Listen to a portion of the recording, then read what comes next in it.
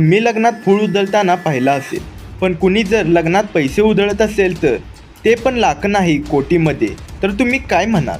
Social मीडियावर एक video सध्या खूपच व्हायरल होत आहे.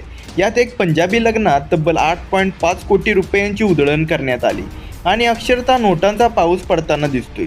भोवती सगळीकडे पैसेच पैसे दिसतात. लोक नोटा उचलताय, वातावरण फुल सेलिब्रेशनमध्ये झाले.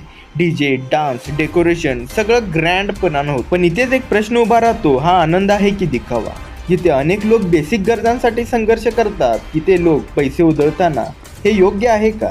काही लोक म्हणतात त्यांचा पैसा आहे, ते काहीही करू शकतात आणि काही जण म्हणतात हा पैशांचा अपव्यय आहे आणि समाजात याचा चुकीचा मेसेज जातोय. अशा व्हिडिओंमुळे लोकांमुळे कंपॅरिझन वाढतो आणि अननेसेसरी प्रेशर तयार होतात. आपलं लग्न तसंच ग्रँड असावं असा विचार होतो.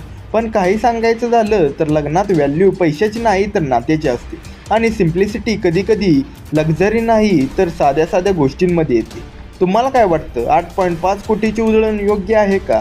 काही फक्त दिखावा आहे? कमेंट्समध्ये नक्कीच सांगा आणि अशा प्रकारच्या व्हिडिओसाठी या चॅनेलला सबस्क्राईब करा. धन्यवाद.